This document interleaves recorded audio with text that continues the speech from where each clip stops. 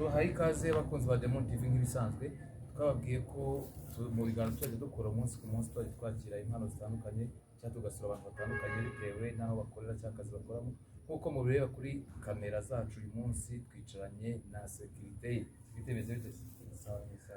Umutumirwa rero dufite uyu munsi ni sekirite ariko ntabwo nzi amazina ye, namusanze mu kazi nanjye musanze ari ku kazi, ariko ndagira ngo atwibwire yibwire abakunzi bacu ba Diamond TV, noneho nyuma tumubaze ikimugenza kuri izi kamera cyane ko ariwe dusabye ko twamusura uyu munsi. Rero ngira ngo abakunzi ba Diamond TV byose mugiye kubikurikira. Sekirite tuguhaye ikaze, watangira wibwira abakunzi ba Diamond TV official. Akira amashimwe yacu Mana kuko ushoboye byose nta kikunanira, wowe tuyahirengeye habwa ikuzo Mana n'ukuri urarikwiye. Amazina y'ubuhanzi ni Joy Moise, by'umwihariko amazina niswe n'ababyeyi ni Ntakirutimana Moise. Imana ishimwe cyane. Ngira ngo abakunzi ba Diamond TV mu bishaka atangiye aririmba, umusore uririmba neza, umusore Imana ahaye impano. Amazina ye ababwiye ko yitwa Ntakirutimana Moise, ni nayo y'ubuhanzi Joy Moise. Joy Moise, turagira ngo tubwire muri make ubundi ibintu byo kuririmba ko numva ubizi cyane, wabitangiye ryari byakurusha? So murakoze cyane. Mu by'ukuri ibintu byo kuririmba ni ibintu natangiye nkiri muto. Yego bwo kwinjira muri studio ni ibintu byabaye ingamba ndende, ariko kugeza ubu nabyinjiyemo. Wamaje kugera no muri studio ubu? Yego nagezeyo kugeza ubu. Ufite indirimbo zingahe? Kugeza ubu ni indirimbo 7 zikoze muri studio. My God. Abakozi ba Diamond TV ngiye kubyumva ko Moise, Joy Moise ni umuntu utoroshye, ngamaje kugira indirimbo ziri. Njya mpamagara njye numva ko wenda rero byo gutera ibyo twiganire bisanzwe, ariko urumva ahageze uyu munsi bakeneye ubufasha bwacu, akeneye ko ibihangano bye tubyumva. Numvishe indirimbo nziza, yabanje kunyumvisha mbere ko tuza mu kiganiro, ariko ngira ngo agende urimbira abakunzi bacu. Narimo nkubaza rero uko witwa, wumbwira amazina gusa, ariko ndagira ngo nambwire ubundi mu rugo ni he, uvuka hehe, wize amashuri angahe, unatubwire uburyo ki waje muri aka kazi. Bareba nagusanze ku kazi k'igisekirite aha ngaha kuri iri shuri ukorera. So murakoze cyane. Mu rugo aho mbarizwa, by'umwihariko aho mvuka ni mu kagari ka Kayenzi, akarere ka Karongi, umurenge ubwo ni uwa Bwishyura. Yego. Kuza muri aka kazi nakajemo buriya aho ubuzima bukwerekeje n'imujya, naje ari ugushaka imibereho. Ariko urabona wamaje kubyakira nta kibazo. Narabyakira, biragutunze nta kibazo. Hari abantu baza bicara bakavuga, abona nk'umuntu ukora akazi kanyu bakavuga, ariko aka kazi ariko kari akazi ni akazi gasuzuguritse, ntacyo kamaze. Nyamara kano ugasanga abantu babivuga hano hanze ubuzima burabagoye, ugasanga ubuzima bwarabakubise no kwigura ipantaro ni ikibazo. Abo bantu nk'abo ngabo, ese we ntabwo bajya bakugira ngo babikubwire ati Moise ko umusore mwiza, ko umusore ukiri mutoya, ariko nkiri aho ngaho ubundi ufite imyaka Moise? Murakoze cyane. Imyaka Moise afite ni imyaka 25. Urumva uracyari muto cyane. Noneho bakavuga ati aka kazi rero ati si akazi k'umusore, aka kazi wowe waje kubyakira gute, kuvuga kunze? Ese abaguca intege ubasubiza icyo umunsi? Murakoze cyane.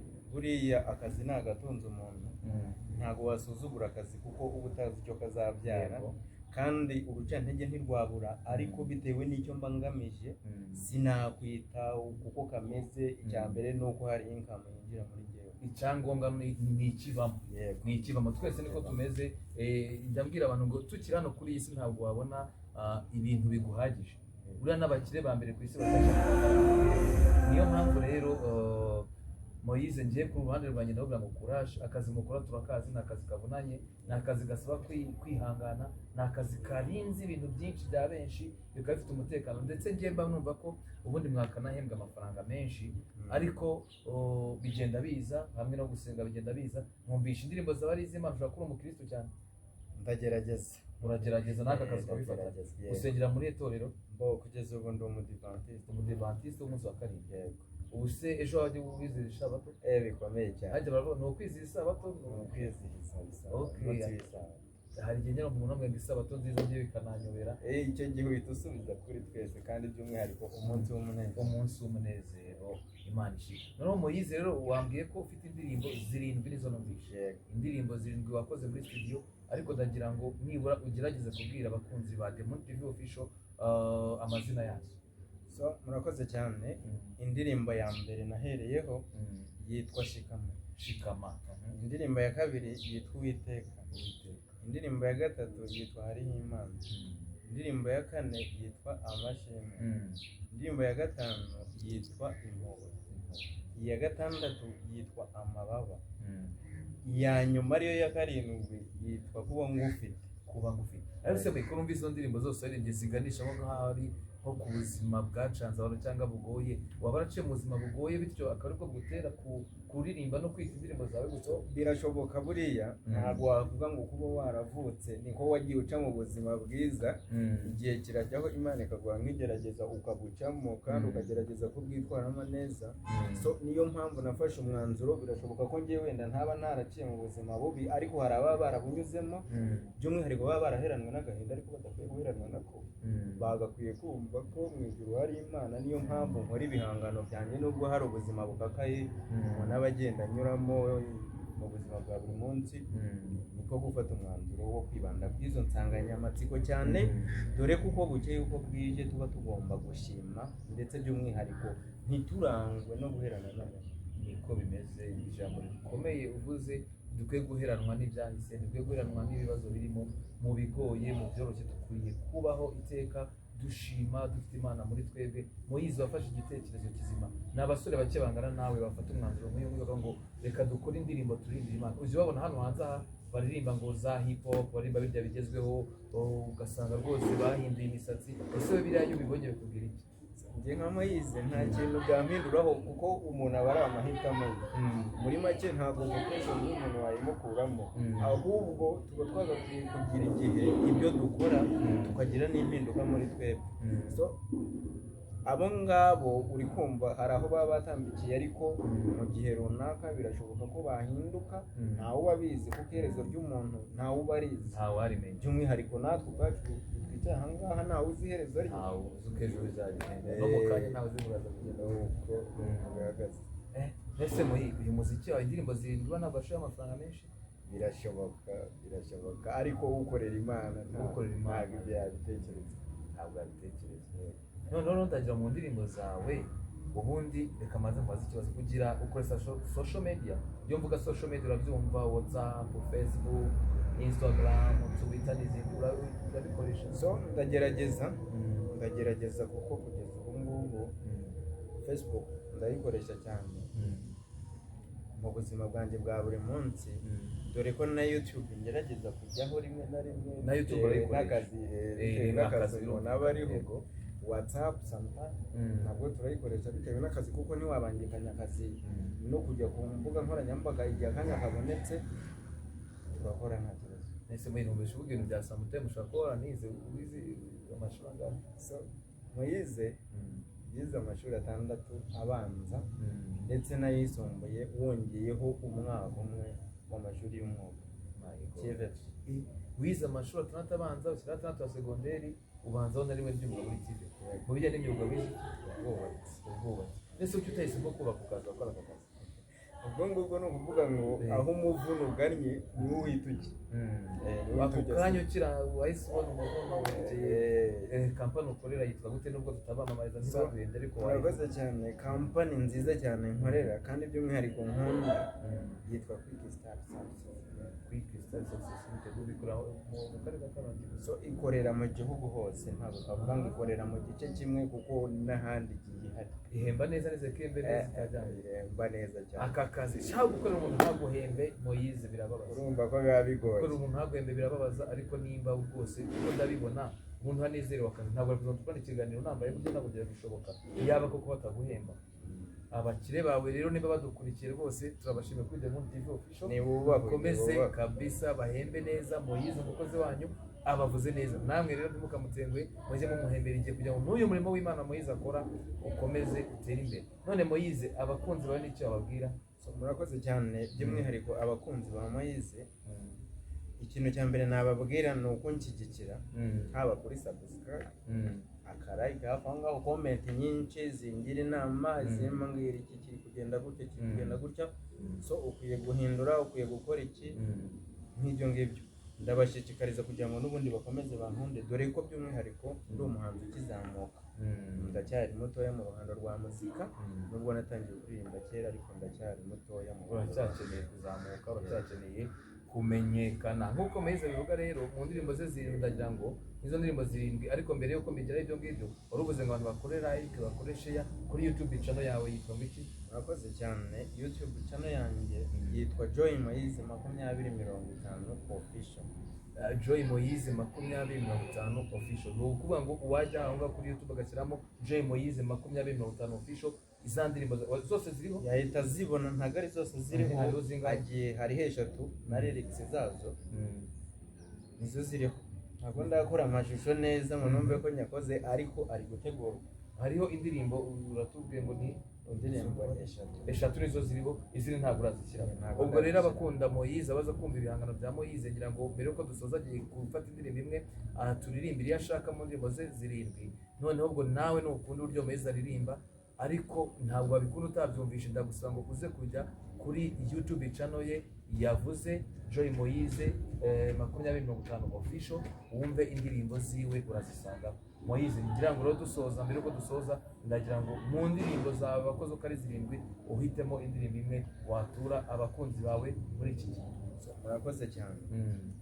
Mwami wacu Yesu, wowe utanga amahoro, tuje imbere yawe utwakire mu bana bawe, uko dushobozwa byose nawe Mwami, twishyize mu bushingizi bwawe, niho dushobora kurongera ibyo tugirira umumaro.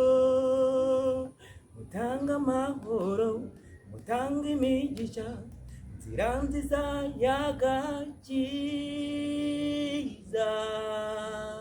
turakwisunze wowe nyirimpuhwe, tuyobore ntacyo twakwishoboza. Impuhwe z'umwami wacu ziratangaje, ubuntu ni neza n'urukundo ugira, nzi neza ko uduhozaho ijisho ryawe. Muze twibere munsi y'amababa ye, niho hari uruhukiro. Amen, amen, amen. Nshuti yanjye nkunda, mpoza ku mutima, isunga umwami Yesu, umunambeho umushikameho, kuko niwe dukesha imibereho dufite. Nta zina ryiza nk'irya Yesu, uruhura imitima ikaba mishya, soko y'imigisha. Nyirimbabazi turakwiyeguriye, ubwamo bw'ubuzima dufite, twibundikirire wowe nyirimpuhwe, tuyobore ntacyo twakwishoboza. Impuhwe z'umwami wacu ziratangaje, ubuntu ni neza n'urukundo ugira, nzi neza ko uduhozaho ijisho ryawe. Muze twibere munsi y'amababa ye, niho hari uruhukiro.